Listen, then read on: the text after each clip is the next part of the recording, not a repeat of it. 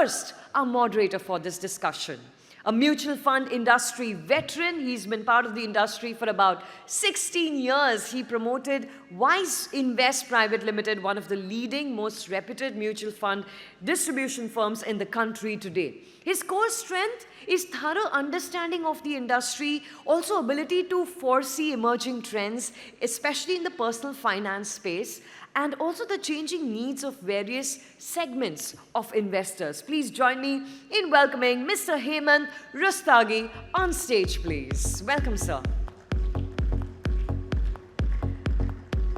And as Hemant sir has joined us, let's go ahead and invite our panelists for this discussion. Mr. Vishal Kapoor, CEO of Bandhan AMC, nearly 3 decades of experience across asset management and banking.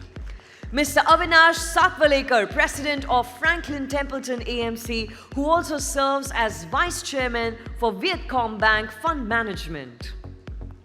Mr. Sandeep Sikka, CEO of Nippon AMC, leading India's biggest foreign AMC with assets of over 6.74 trillion rupees. Mr. Ashish Somaya, CEO of White Oak AMC, managing mutual funds and PMS strategies worth over $3 billion. Mr. A. Balasubramanian, CEO of Aditya Birla Sun Life AMC. I think he's going to join us in just a few minutes from now. He's on his way here, but we all know him as someone who's overseeing assets of 3.6 lakh crore rupees and, of course, a stalwart in the mutual fund industry. Gentlemen, please take your seat. And Hemant sir, over to you. Thank you so much. Good evening to panelists and good evening to everyone in the audience. You know, it's so wonderful to have the leaders from mutual fund industry here this evening. And they're going to be sharing their thoughts about road ahead for the mutual fund industry. And of course, what are the opportunities and what are the challenges for the mutual fund distributors to grow their businesses? I can assure you there are going to be lots of takeaways. So let's get started. Sandeep, I would like to start with you. You know, the mutual fund industry has been registering phenomenal growth. We are seeing the SIP book at 26,450 odd crores. There are around 5.6 crore unique investors, and the AUM is around 67 lakh crores, solidly marching towards 1 lakh crore number. It's quite evident that, you know, the mutual funds are finally finding their rightful place in the investor's portfolio, which I think is very, very heartening. There's a lot of hard work that has gone into it. So my question to you is, how do you see this growth panning out from here? Do you see any challenges? Do you anticipate on the way? And what does that industry need to do? Do we need to do something different from what we have been doing? Sandeep. First, good evening everyone, and thanks on behalf of the entire industry for inviting all of us here. I think first I want to compliment the FIFA family. You know, I've been for this 9th edition today, and you talked about the growth of the mutual fund industry numbers. मैं तो इसको अलग तरीके से देखता हूँ. Couple of months back, we had Prime Minister talking about the growth of the mutual fund industry. Today, for the opening session, you had the Union Minister coming. I mean, I think all this credit does not go to anybody but only to the FIFA members and all the distributors. Wherever the industry is today, I think it's a compliment to each one of you. Again, you know, I think all of us who've been a part of the industry, I can assure you one thing. Most of us have spent our entire careers here. And if you were sitting 20 years back, and why go 20 years back, 9 years back also when the first FIFA conference took place, I don't think so all of us would have thought that we'll reach here. But I think one thing is very clear, as I've always believed, somehow we are many times, all of us are made like experts. आपने introduce भी कराया सब experts, हम कोई experts नहीं, we are also like you. But I think the only thing what I'll say is the direction is more important than speed. And I can just say one thing, directionally we are going to a point where every Indian household will be a mutual fund investor. So I think you talked about data. I mean, but I'll also, you know, when we talk in mutual fund industry, data numbers बोलने बहुत ज़रूरी होते हैं. So I think I'll share some data. I think the first 10 lakh crores of the industry came in 50 years. The next 10 lakh came in 5 years. The next 10 lakh came in 3 years. The next 10 lakhs came in 1 year. The next 10 lakhs came in 6 months. That's the pace. But what is more interesting is the number of investors, the way I think things are growing, the speed at which they are growing, and SIP especially, in 2014, I think when I was to just look back, in 2014, the mutual fund SIP size was about 1400 crores. 2 years back, March of 23, it was 14,000 crores. Today it is 28,000 crores. So why I give this data, for me more than the AUM, this data is very, very critical. And the reason for that is, let's look at this data very differently. 28,000 crore, very good, but let's look at, we have a country of 140 crore people. At this point of time, so 2 years back, every Indian was investing 100 rupees per month in SIP. Today we have come to a point, every Indian is investing 200 rupees per month in SIP. And all this is with basically only 3% of the population investing. We had an economist before this who talked about the growth of India, and even if you were to see the per capita income of India, if we see that India moves to a $5 trillion economy, we move to $10,000 per capita income. तो अगर नया SIP भी नहीं आया, जो existing SIP है 200 रुपए का, वो 200 वाला भी 5,000 रुपए का हो जाएगा. So I think we are coming to a point, there's nothing can stop us from the SIP industry. Monthly SIP flow coming to less than it will be 1 lakh crores per month. And it's a matter of time.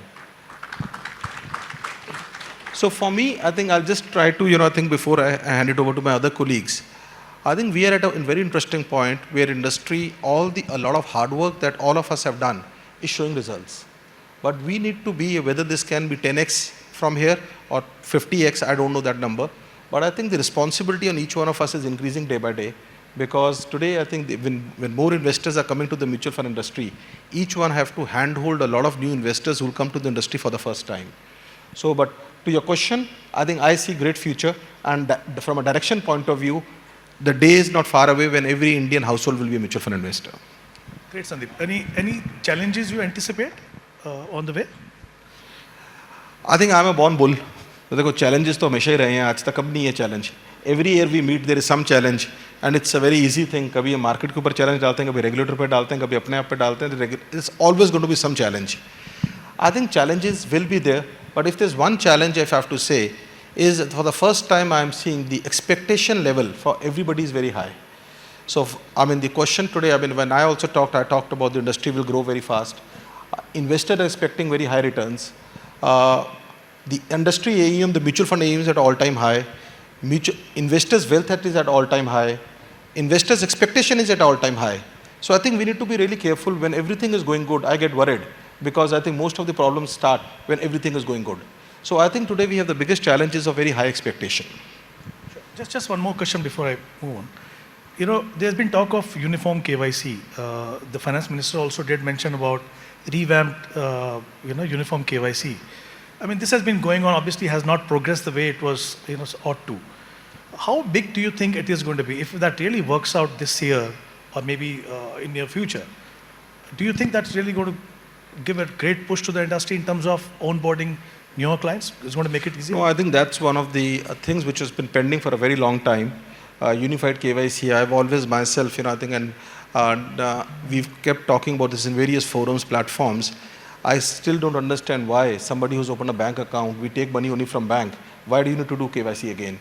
But there are different regulators, there are different views. I think there's a need for us to simplify KYC. And I think the step which has been talked about by the finance minister is a great step. I think it's not only about the KYC. You talked about the KYC. It's a very interesting, many of you may know this data or not, but most of the CEOs here will know.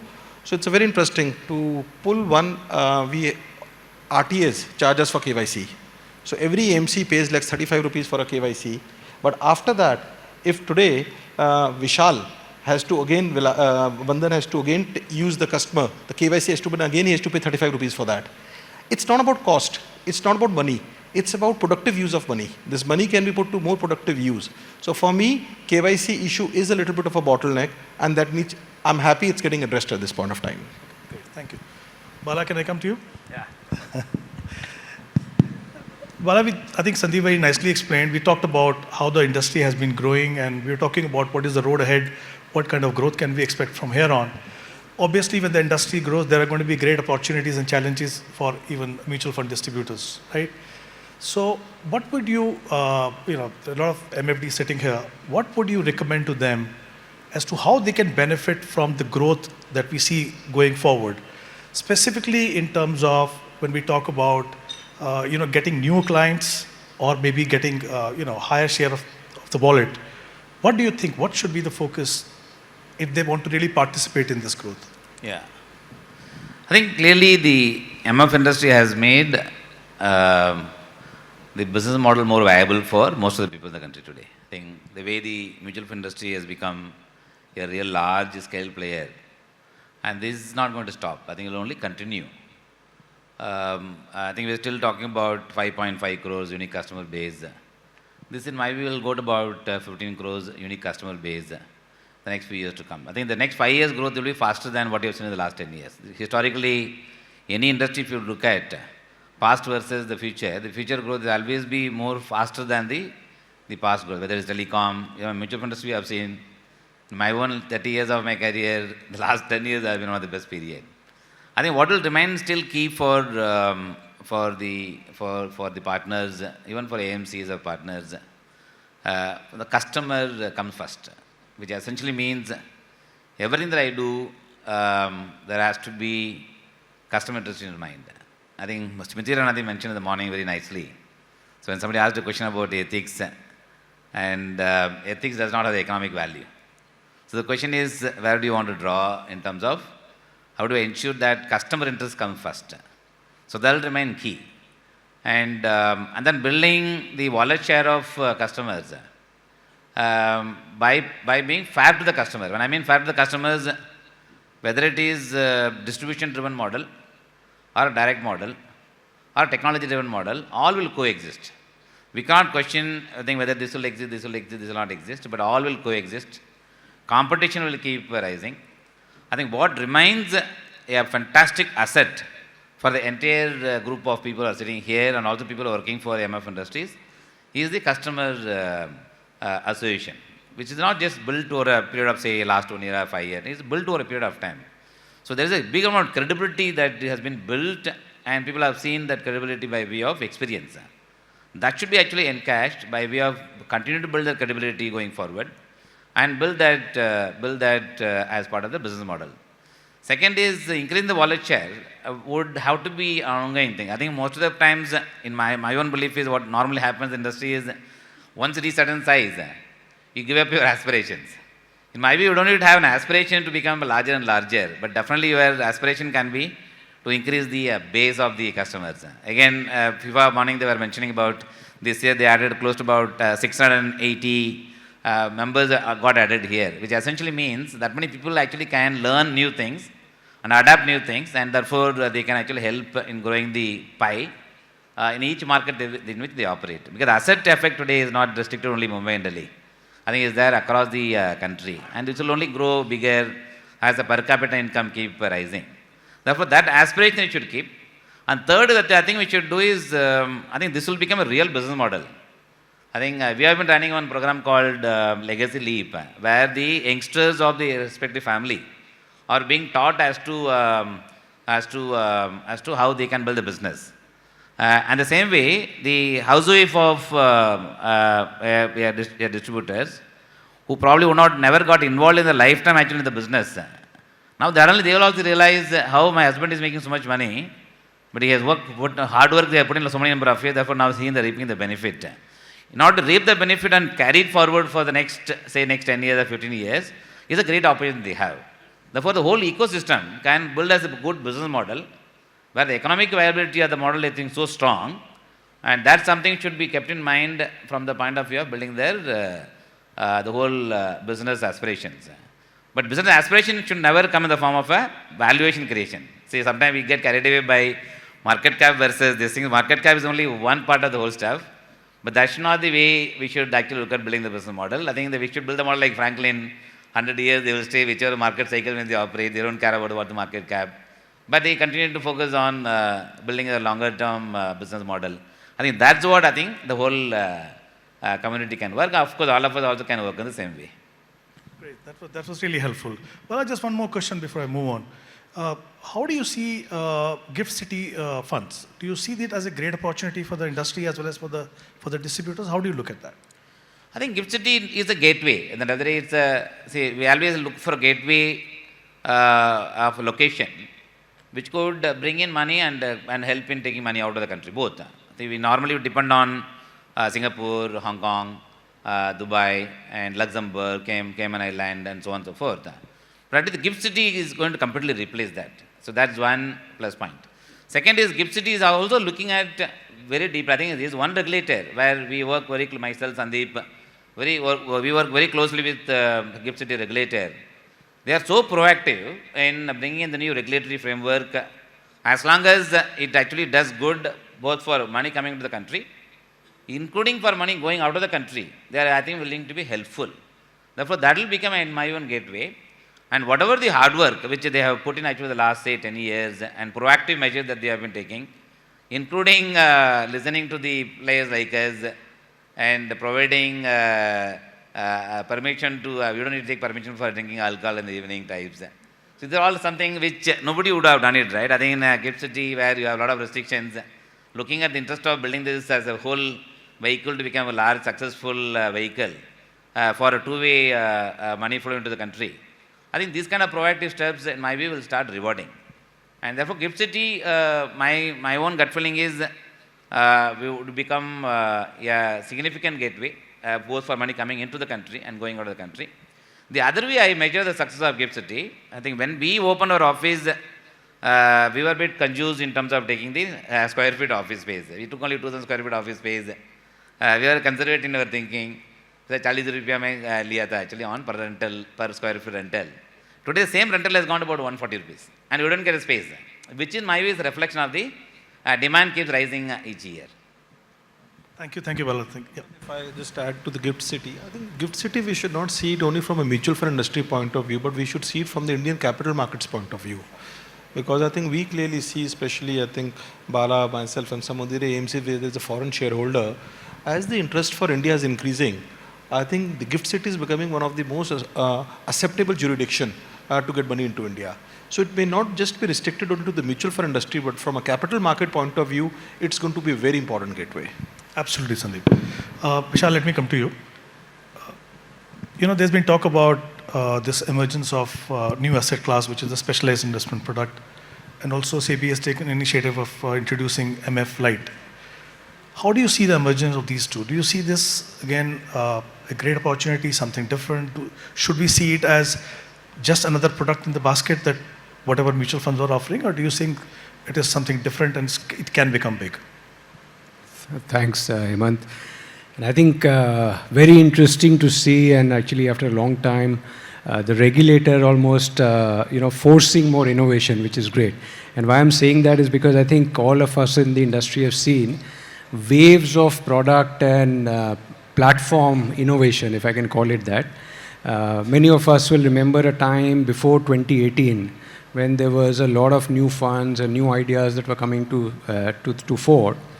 And maybe there were too many and it became confusing, and then we have the categorization of the funds, and then we had a few macro events as well.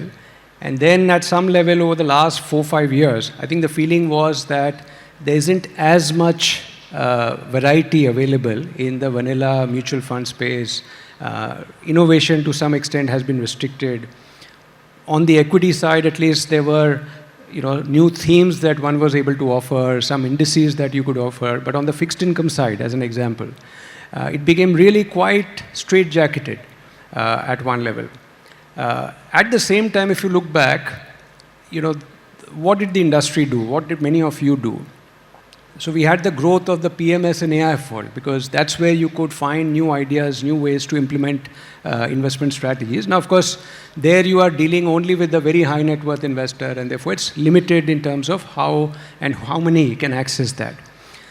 So the SIF in specific, I think, is a fabulous idea, because fundamentally what it does is that, and just take the example of fixed income, today, and I think many of you are participating in that market.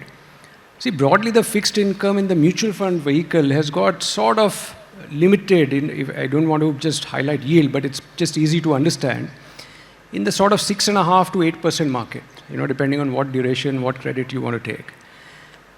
And if you look at the rest of the fixed income market, that has moved to the AIF world where you're looking at 14, 15% and above, which is the distressed credit and private credit and all the exotic type of products. Now, in any market, if you were to think about development, shouldn't there be a bit of a continuum? How can there be a market where you have either a very large 6 to 8% tried, tested, discovered space, and another area which starts at 13% and above? So I think the SIF can really fill up this gap. And that's a huge need, because for any market to develop, for any customer segment to actually graduate, I think this becomes a huge missing link or a bridge. Now, doing it at a level where you're protecting the very small investor and doing it in a platform which is very well regulated through a mutual fund vehicle, I think is a very, very high potential move. I would call it smart, but again, we'll have to see how it gets rolled out, because that's a missing piece that SIFs can actually address. This was an example on the fixed income side, because you can now develop products, hopefully, and we're all waiting for the specific, the regulations to come out for us to be able to construct products.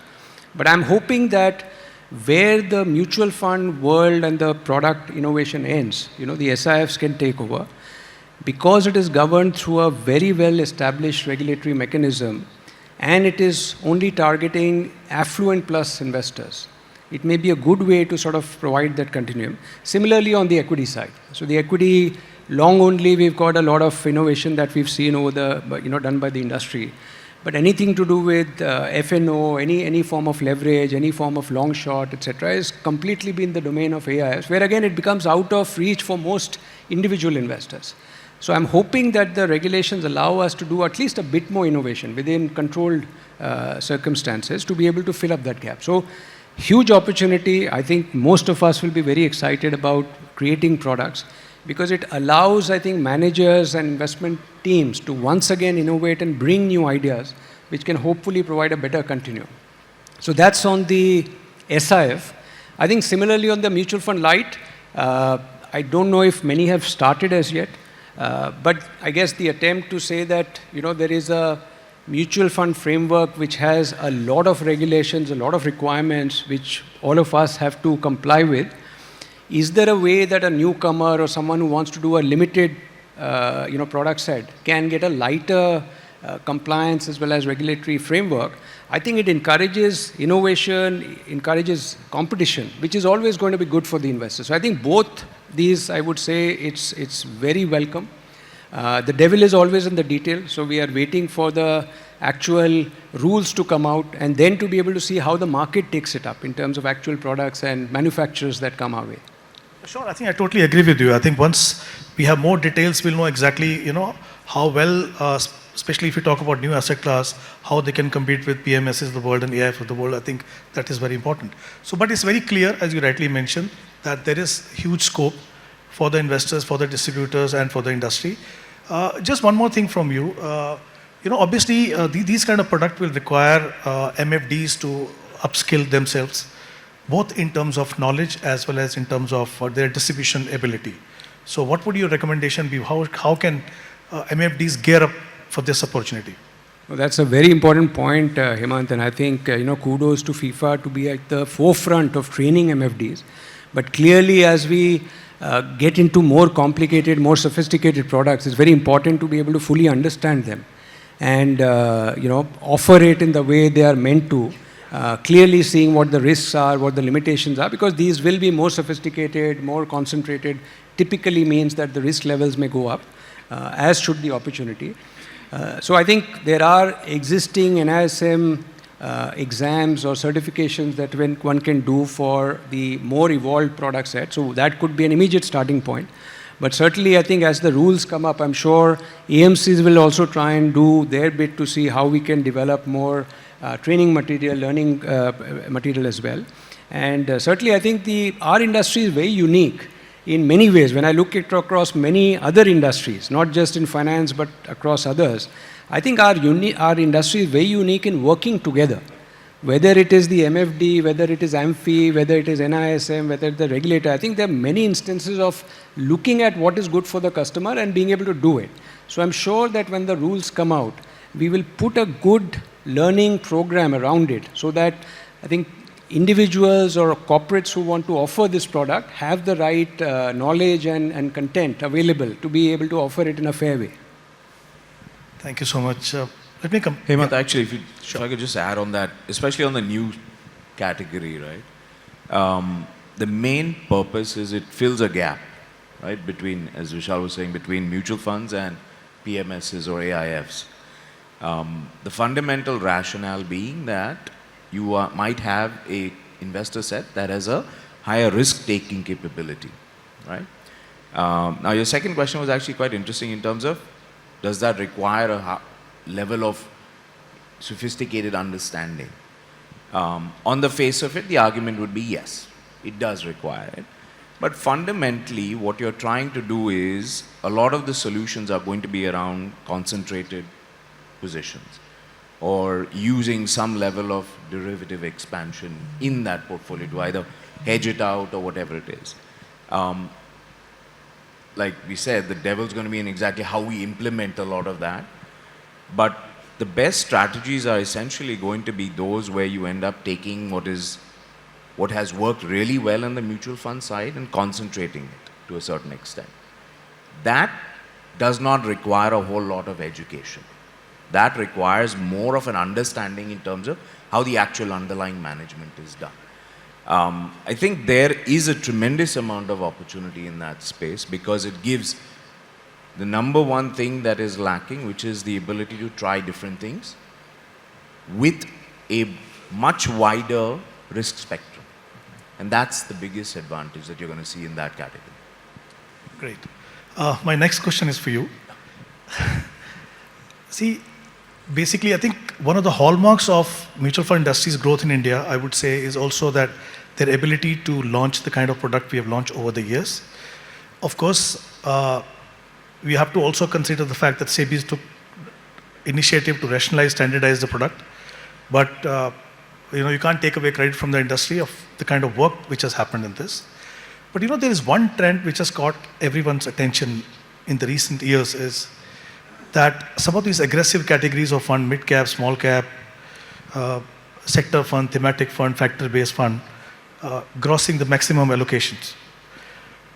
Do you see this as an alarming trend? Or do you think, considering the fact that we have given so much freedom to the investor of either going direct or working out their portfolio based on their risk profile, either on their own or with the help of their advisor or MFDs, that we should just take it as that they understand what they're doing? Maybe there is some kind of tactical allocation. For example, if somebody who has been building a portfolio with large cap heavy portfolio, there is one opportunity and they are doing that. So how do you see this? I mean, do we need to really worry about it? Because ultimately what will happen is, there will be certain phases where so-called exotic funds will do well. There will be also phases when their diversified counterparts will do better. So over a period of time, it will even out. How should we look at that? No, fair point. I think, see, when you're looking at flows, right? I mean, you brought up the fact that flows have been extensive. Just looking at the numbers, like sectors and thematics had something like 2 lakh crores in flows in 2024. And if you look at the small mid-cap category, they had almost 160. So almost the same amount. But if you look at the thematic category, a lot of it are around themes where the overlap with certain existing categories would be relatively high anyway. So you're not necessarily shifting the risk spectrum dramatically. It's the same stuff. Part of why thematics have done well is because of the categorization. You do not have the flexibility to launch a differentiated product, and that is the one space where you actually can do that. And therefore that has been leveraged, which makes perfect sense because you're offering a solution or an opportunity for your investors. Now, is that an alarming trend? Is that something to be worried about? I don't think so. I think that is a function of the development of the capital markets, right? Mid-cap and small caps are not inherently bad spaces. And so when you say the fact that the flows have gone in there, that should be an alarming trend, not necessarily at all. And fair disclosure, I'm a bit biased towards small cap because I used to be a small cap fund manager. But I would say that small caps offer the most direct method to participate in a particular company's success. Right? If you identify, most of these small caps tend to be single product companies. If you've identified something that is really good, differentiated, the strength and success of that product drives the success of that company. Now, flip that around, if it is in one of the larger conglomerates in the large cap space, doesn't matter if that product does exceedingly well, right? It's going to get lost in that whole system. So there's nothing wrong with small caps. Now, there needs to be a clearer understanding of course, there is risk. Now, what people make the mistake of doing is equating volatility to risk, right? Now, small caps are definitely more volatile. That does not make them inherently more risky. The way we look at risk is around business risk, around governance risk, around actual product risk, right? And that, so long as you understand that, volatility is a part of the market anyway. I mean, you can't say that large caps are any less volatile. They do go through their phases, right? So it's not an alarming trend at all. I would say it's something that is a natural development of our capital markets and is a tremendous opportunity to participate in the growth of the company and the country actually. So I don't necessarily see that as an alarming trend at all. What is interesting is in the last, let's say, 4 years, right? I mean, we've got 5.5 crore mutual fund investors, 3 of which have come in for the first time in the last 4 years. So these investors have not seen a downturn. They don't know what a negative return environment looks like, right? So, I mean, you guys are going to have I'm sure you're going to have a fun job if you're not already doing that, defending a lot of strategies that are going to show slightly negative returns and a lot of portfolios that are going to start showing negative returns as well. And there is nothing wrong with that. That is part and parcel of kind of what delving in the market is. But that's where the issue is going to come up. Not so much in because thematics versus small caps being a riskier or more alarming trend. Okay, great. You just did touch upon this aspect, but I think I would like to know more on this. See, there is always a difficult situation for the MFDs. What typically happens is, like you mentioned, when the markets are doing very well, small cap, mid caps are doing well, clients really want to go very aggressively into them. And even if MFDs were to sit there with the client and try to explain, it becomes a bit difficult.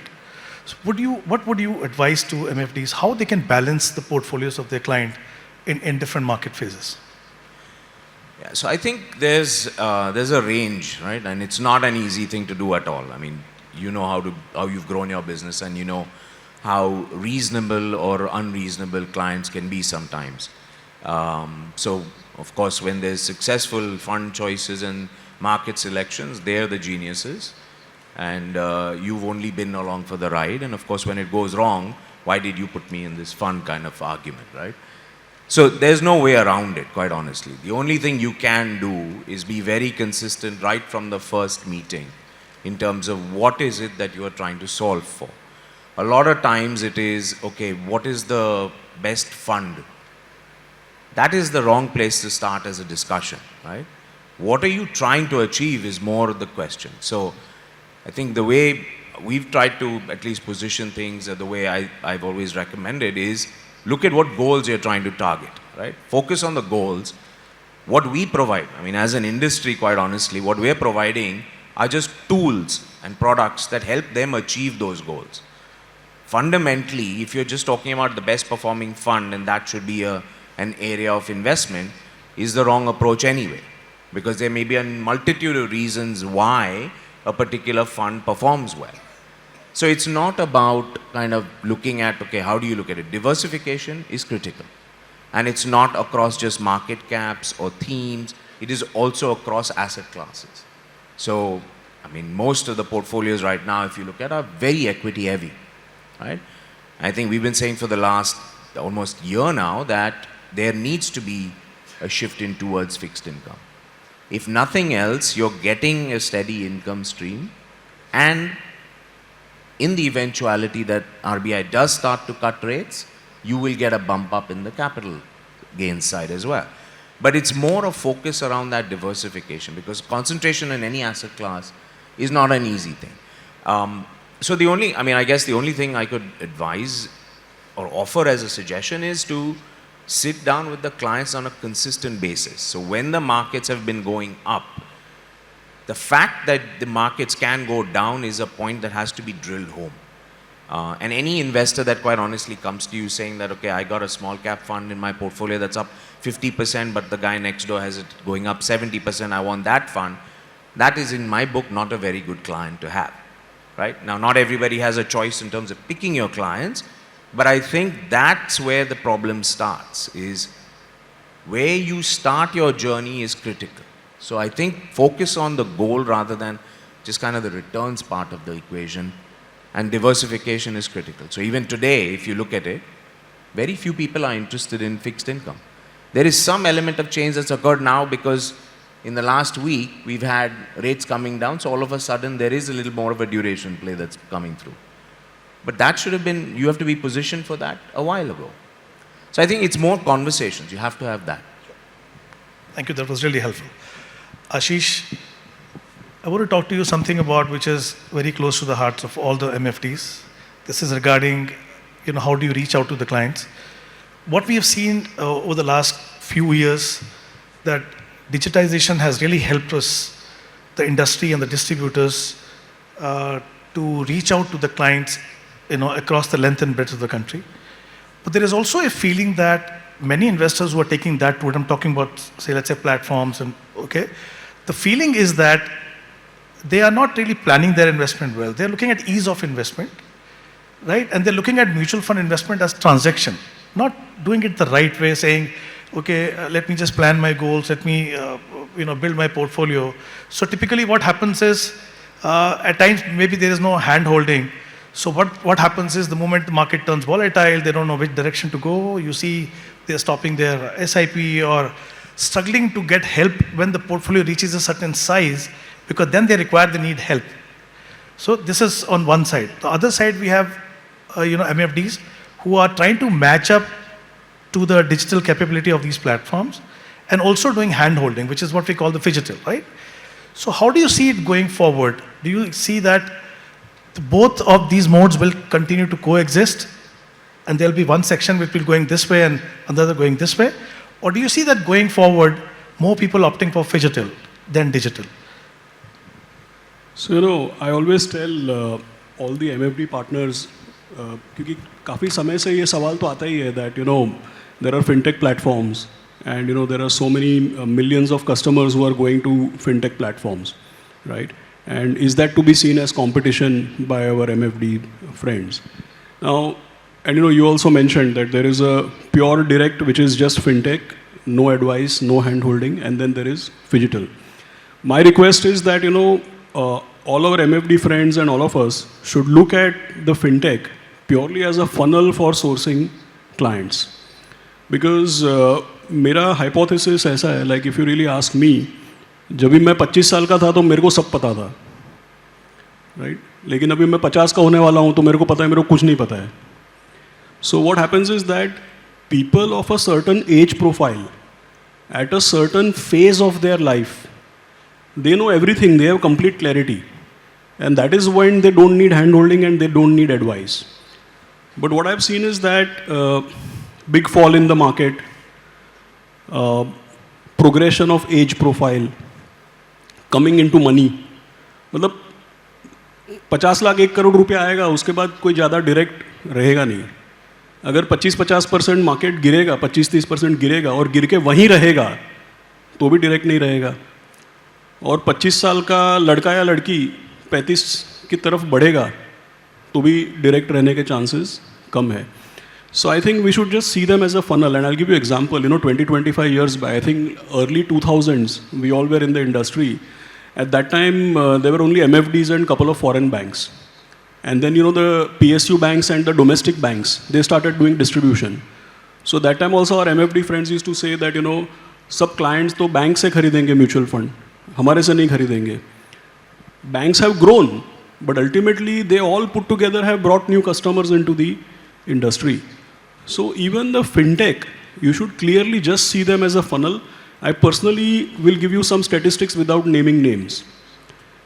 The largest fintech which sources SIPs in the industry, okay, their SIP AUM is about 25,000 crores.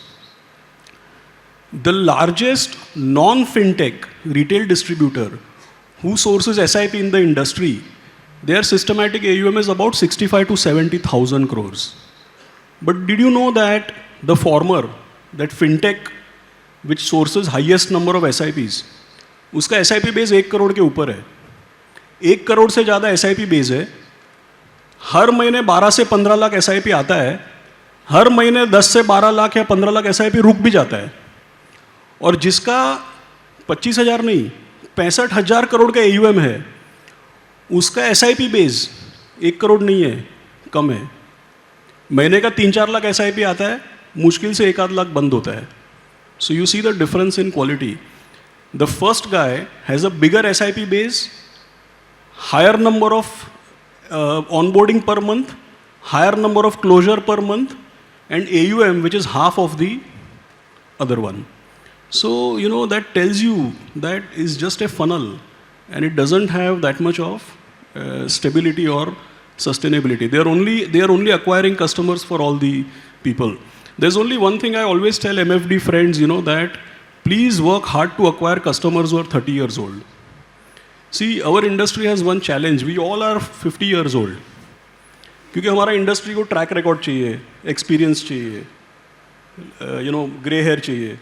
तो उससे क्या होता है कि जो लोग industry चलाते हैं वो सब 50 साल के हैं और हमारे कस्टमर सब 25 साल के हैं. मतलब सी वी हैव कस्टमर्स और 50 इयर्स ओल्ड, वो तो थोड़े टाइम में डिस्ट्रीब्यूशन फेज में आ जाएंगे सब. आने वाले समय में जितने हमारे कस्टमर हैं पूरे इंडिया, वो सब 30 के नीचे है. And we all are just not relatable to those 25-30 year olds. You see Twitter and all, you see the way all of us give gyan to them. We are not relatable to them. So I think we have to work hard to be relatable to 30-year-olds. Otherwise, all this fintech is just a funnel. They are all going to be your customers ultimately. Okay, Ashish, couple of more issues, you know, which are again बहुत important हैं MFDs के point of view से. काफ़ी बात होती है उनके बारे में.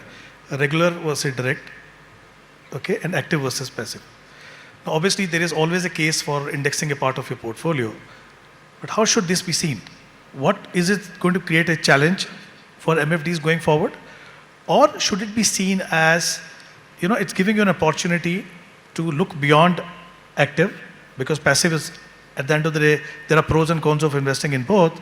And similarly, I believe very strongly that if MFD, anybody who's advising client or who's dealing with the client, they're doing a good job, there is no reason for them to leave and go direct. So how do you see these two important issues? See, I think my personal opinion, you know, on direct, I already told you. I think that people are not going to remain, you know, the good clients, people who come off money, come off age, and who mature. I don't think they will want to go without guidance for any sustainable period of time. They can go to MFD, they can pay fee to an RIA, they can go to a banker, that is their choice. But I don't think anybody can be without advice for any sustainable period of time. अगर हमको लगता है mutual fund industry confusing है तो insurance का तो आप पूछो ही मत फिर, और जनरल इंश्योरेंस तो उसके भी आगे है, right? Now coming to your second point about active and passive, you know, I mean, there are a lot of friends in the industry here who every morning I spam them with something. It's just a coincidence that you asked me. Just last week my article has come in Wealth Insight of Value Research, where I've written about active and passive. Like I wrote an article which is mutual funds, A-rated beverages, and the quest for capturing alpha. I sent it to a lot of people today morning because it just got published. अभी response नहीं आ रहा है, मतलब कोई मेरा WhatsApp पढ़ता नहीं है, so I have to work hard on it. But see, I think that, you know, in the lot of the active passive is a marketing story of the US.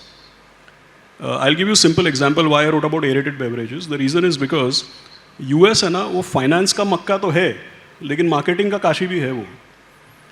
So what happens is that, let us say that for many years, I have been selling Coke or some aerated beverage to millions of people, right?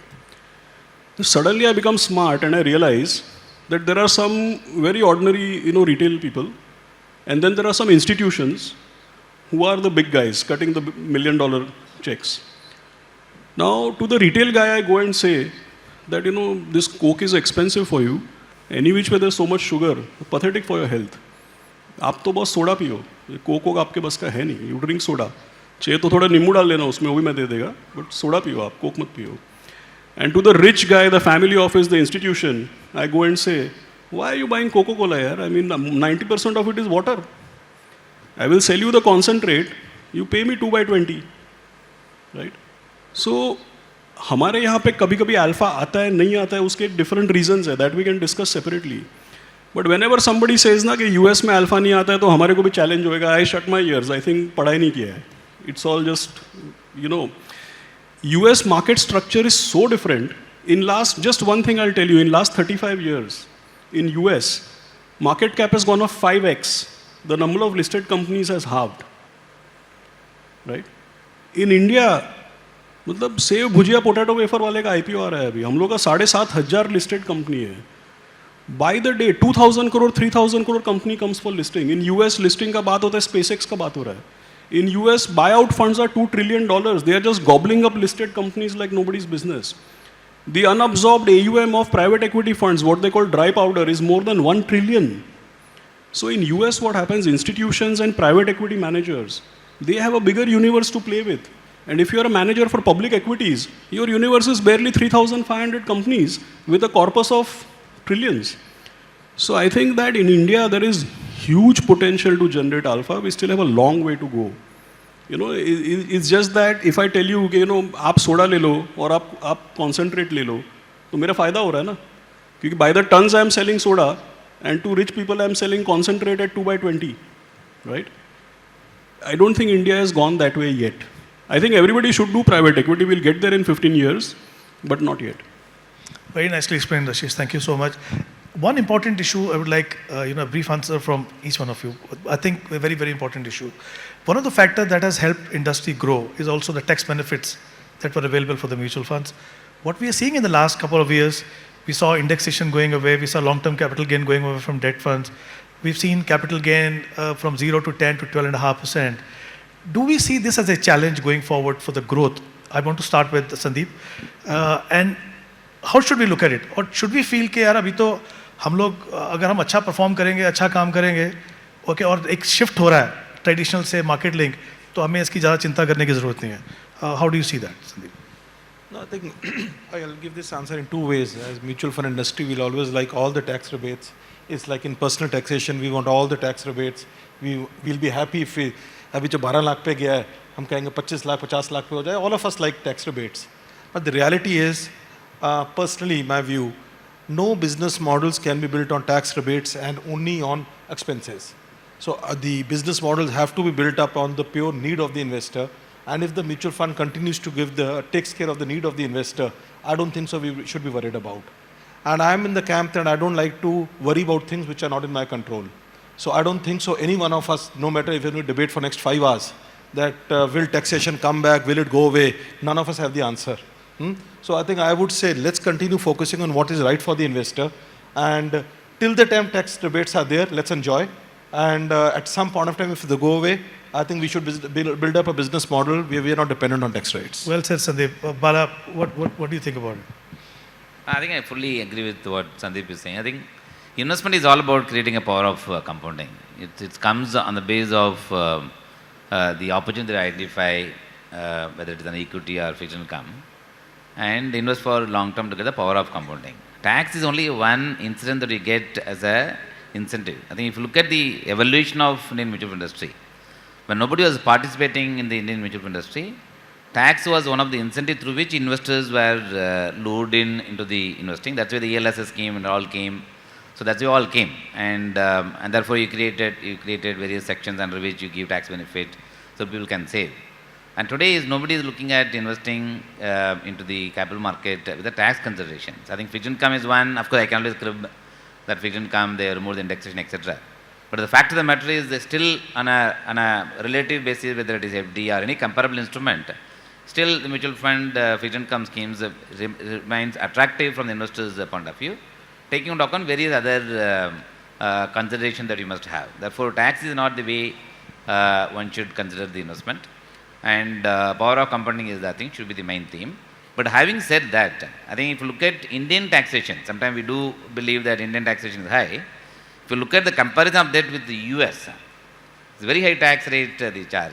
And when last year our capital gain tax was increased from 10% to 12.5%, there's a lot of hue and cry was coming from foreign institutional investors saying they have to incorporate that in the form of NAV, in their reflection. A lot of people are actually making a hue and cry saying they should reflect in the NAV, then this is not the way I think Indian government should increase the taxes here and there and so on and so forth.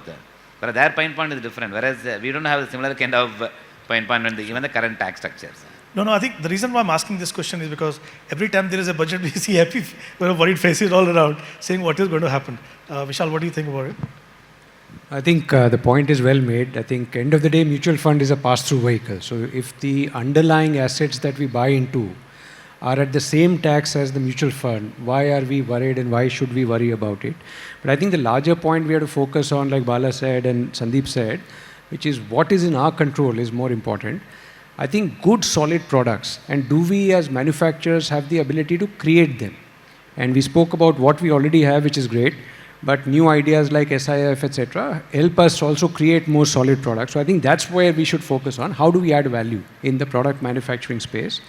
And the other area which is equally important, if not even more important, is good customer experience. So did the customer eventually get the experience that you came to us for? And that is largely in your hands, the MFD and the entire distribution community. And I just want to take a minute extending the point that Ashish was talking about. See, a phase, and having been a distributor, I just want to share that thought, that a phase when there is market consolidation, I used to sort of fret because a lot of customers will come back and saying, ye kya hua, my portfolio is not grown. But I would also be greedy because that's the most important phase for adding new customers. Because that's the time when the men and the boys are separated in a sense, proverbially. And that's where I think a lot of you, a lot of good quality distributors can see new customers coming your way because this expectation that was built up that got spoken about earlier comes crashing. Individuals who think that 30-40% returns is the birthright have to reconsider. And that's a phase we have to be really looking forward to if there is a consolidation in the market. One caveat though I would say is that sometimes it's good to be a bit humble and understand that this new age customer, this 35, 30, 25-year-old person is actually very smart. And they may know a lot more than what we think. And therefore, are we upgrading ourselves at the same level? Can we really add value to them? So that would be a challenge we should also think about. So I'd say, I broadly agree that tax is something that you can't really, none of us can control it here, so it's not really whether it's good or bad. But one thing I'd say is that if we're looking at mutual funds as a vehicle, the main purpose it serves is to provide an investment or a savings vehicle for whatever your financial goals are. Now, in spite of all the kind of growth that we have seen, we are still only a 4% penetration. Right now we talk about India's demographic dividend, etc., that 65% of our population is under the age of 35. But that is aging, right? When that aging turns and that issue becomes what most of the other developed countries have, if we do not have a pension system, a savings mechanism for retirement that is efficient, we will really have a big social issue, right? So, and this is more from policymakers' viewpoint, that it's not a question of whether I'm giving a tax break to the mutual fund industry. You're not giving a tax break to the mutual fund industry. You're encouraging people to invest and get that whole compounding and benefit of that compounding over a long period of time. So I don't think it's something that, to a certain extent, yes, we can't control it, but we should not lose sight. I hope, a lot of times I think policymakers have kept that in mind, which is why it's going to stay stable. That is the main reason for kind of controlling that and encouraging a lot more of that investment activity. I just wanted to touch on one thing where kind of Vishal and both Ashish highlighted the younger investor base, right? The younger investor base is definitely not as, I would say, misinformed as we were at that age, right? I think we've all been in the business for a lot longer, and a lot of times it was, I think the way we made decisions when we were 25, maybe I'm speaking for everybody, I'll speak for myself, was not necessarily articulate enough, was not methodical enough. It was, that sounds about right, and let's do it. What I've noticed with the younger generation is that their ability to question stuff is backed by data and facts. So it's not like you can say that, okay, this is going to happen, you should accept it. No, you got to prove it to them. So I do think that there is a lot of that shift occurring also in the industry, and I think we as a industry have to be prepared. We have to be able to talk their language, we have to be able to interact with them, because when that wealth shift occurs, which it will, as a consequence of them making more income or them inheriting wealth, they are going to do investing activities the way they have done it. And if they've been doing it in a digital format, they're not going to change it overnight and say, okay, I'm going to come and talk to the distributor in the office. Now, having said that, also I do believe strongly that people need advice, and advice will never go out. Because it's one thing on an app to flip around 5,000, 10,000 rupees. It's a whole other thing when there's a couple of more zeros added to it. It's not as easy, right? So you do want a little bit of that hand-holding. Yeah. Ashish, quickly. Yeah, no, so I was just saying that, when I said that we need to be relatable to a younger audience, I meant that, we should not be preaching to them, we should be talking at their level. And the second thing, of course, is that today's youngster, their education level, their risk-taking ability, their socio-economic background, the vision of the country that they have, the regulatory framework in which they are, the exposure, information, knowledge is way different from what. So if we think that how we reacted when the market fell in the year 2000, how they will react will be way different, because we are seeing how differently they are reacting. So I think we are in for some really exciting times. We just have to keep pace with it. Thank you. I think we are out of time. It's not a question, but just a suggestion. See what happens many a times. There are a lot of things that MFDs have to do with the clients. For example, we're talking about 2FA, we're talking about nomination. There are a lot of operational issues in that. And what has happened is, even though RTAs have done a great job, I still feel there are gaps in what is required at that point in time and what is given. I'm talking about certain reports. So it takes away a lot of prospecting time, money, effort of MFDs. So my suggestion is, it can be, since all of you are there together, is that can we not have a kind of a coordination group between the industry, RTAs and distributors? Because I feel that there are gaps in what the distributors require and what is being given to them in terms of report. I give you one example. There is no single report which gives you folio-wise FATCA status and the KYC status. So every time you have to go back and look at the account statement, spend a lot of time. So I think that, if you guys can consider really, that have some coordination, which can really save a lot of time, money and effort. I can tell you one thing, I've seen people for weeks together not doing any business, just focusing on that. We'll take it up at AMFI. What we'll do is we'll try to discuss that there can be this coordination committee which can work closely with the operations and the distribution committee at AMFI, because ultimately all of us have to take away all these issues out of our way and focus more on the growth of the industry. So I think we'll definitely, most of us, I think we'll take it up in the AMFI. Thank you so much. Thank you. Great round of applause for all the panelists, please. Thank you.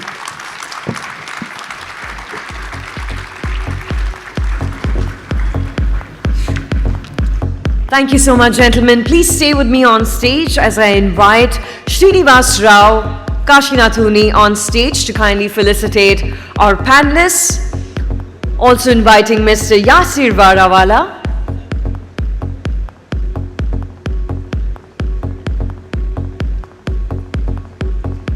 Mr. Yogendra Khanna, requesting you also to please join us.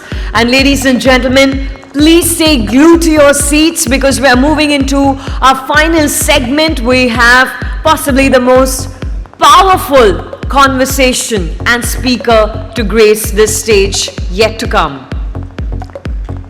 I'd like to also invite Mr. Sanjeev Gupta,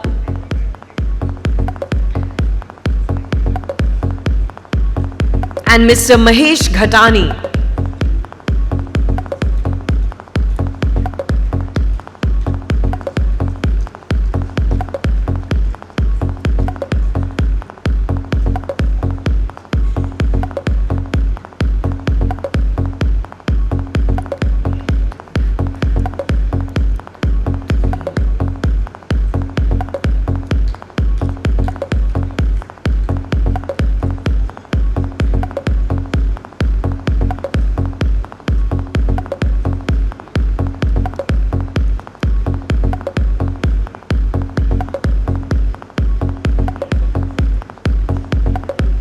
May I request everyone to please come together. Let's capture this moment. Let's take a nice group photograph.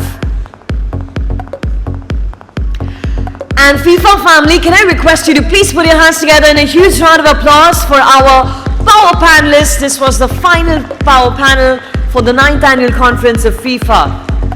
Thank you very much, gentlemen. Thank you.